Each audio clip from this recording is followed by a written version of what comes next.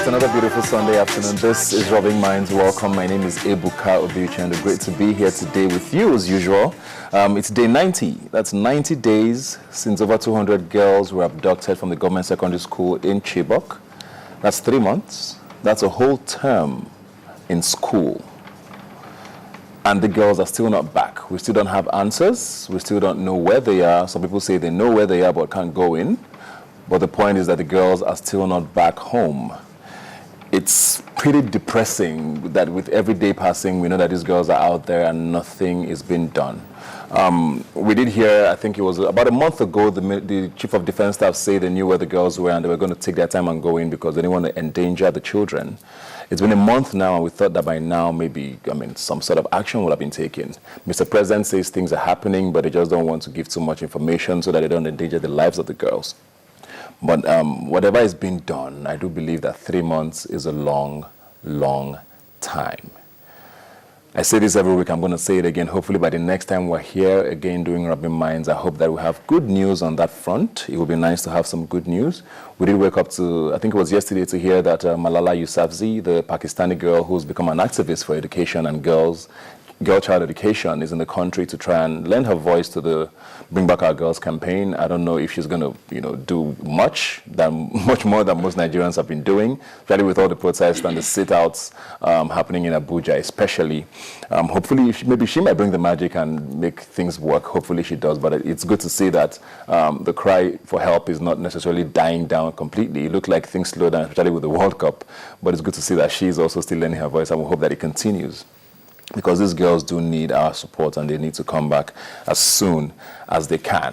Now, still speaking on the security front, we got reports about a video being released again where Boko Haram claimed responsibility for the attacks in Abuja, the Emma Plaza, where about 22 people died, and also about an explosion in Apapa, which was very controversial, which people did say it was a suicide bombing, but the security operative said it was a tanker carrying fuel, I think, that exploded. Well, Boko Haram apparently released a video claiming responsibility for those attacks, and it does send shiver down the spines of everybody, knowing that if these attacks have become sort of nationwide, nowhere is safe anymore as it is. And we do hope that the security operatives are listening and hopefully taking control of things, especially as politics is going to take over very soon and a lot of distractions are going to come into play. And speaking of politics, new ministers were announced in the past week. Former governor of Kano State, Ibrahim Shekarau, is the new minister of education. Mixed reactions to that, but I don't know how much he can do in less than a year in office. But at least it means that it's good to see that some of these ministries have been filled up again. Hopefully they can speed up things and give us a few more results before the tenure of Mr. President's first term, if he's going to run again, does run out. And finally now to sports, not too good news for Nigeria. FIFA did suspend Nigeria from international football during the last week. Apparently, they don't like when government interferes with football, but they don't mind when government funds football. It's a very interesting dynamic there. But Nigeria, as it is, does stand suspended. Hopefully, things get resolved because apparently the under-20 girls do have a competition that's supposed to start in about a couple of weeks. And if this suspension is not lifted by the 15th, which is Tuesday, then they would not be going for that competition. A replacement will be found. So we hope the NFF would speed up things, and hopefully by tomorrow morning we get some good news. The Nations Cup qualifiers are about to start as well. All of that need to fall into place. And finally, the finals of the Brazil World Cup we're holding today. Brazil did have a disaster of a tournament eventually. It's tough to think that it's Brazil we're talking about here. 10 goals conceded in 2 games. Who would have thought it? And they are home.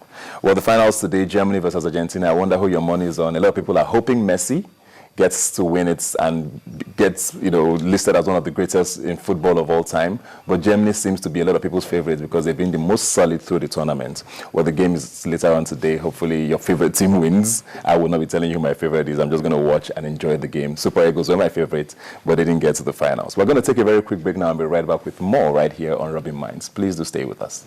What else? What else? Come on, come on, come on. Welcome back. Now, we all know about the issues going on with the northeastern part of Nigeria, and 3 states in particular, Borno, Adamawa, and Yobe, have been under a state of emergency for over a year now. 2 extensions have been issued, and the next one, I think, expires sometime later in the year. But the one thing that a lot of people don't know is that Nigeria currently has the highest number of internally displaced refugees in Africa. and number 3 in the world behind Syria and Colombia, I think. But I have 2 experts here who are going to be talking about all of the issues around those lines. Mariam Augie, thanks for being here today. Executive Director, Action to Yield Aid for Hopeful Adults and the Young. Yes. Thanks for being here today. Thank you for and Nnamdi Annekwe, security expert. Great to be here with you. Now, Mariam, internally displaced refugees is not something that Nigerians even necessarily know a lot about. And if we are the number 1 in Africa as it is, why isn't anybody really talking about it? That's exactly why we're here.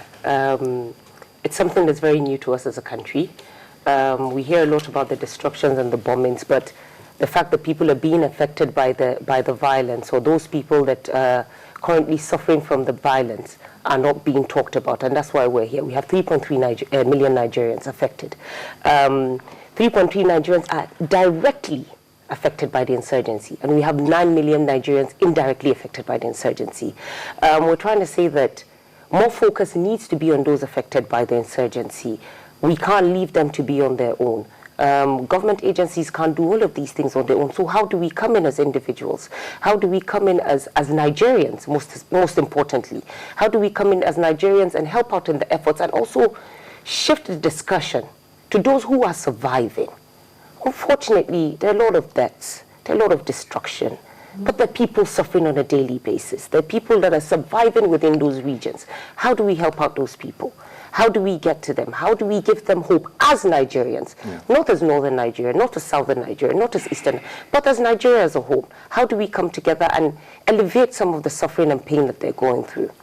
Nnamdi, now let's just to take things back a little bit. Before all of the issues that has going on now in the Northeast, how bad was internal displacement in Nigeria? And has this been a trigger since the crisis there started? Well, I think the focus is on the Northeast because of the insurgency. You see the terrorists are roaming all over the villages, sacking the villages. They give warnings. And so prior to that, I think we have Bakassi situation where we have some internally displaced persons. But the focus had not really been much on IDPs until recently, when we have this Boko Haram insurgency. So really, when she's talking about the human suffering, you know, some of us, we don't get to see these things on TV, you know. These people are being targeted daily, you know, so, and you have a lot of them going across the border to Niger, to Chad, you know, and some that can't stay in those villages, they move elsewhere, you know. So the situation is really, really dire up there in the Northeast. Yeah.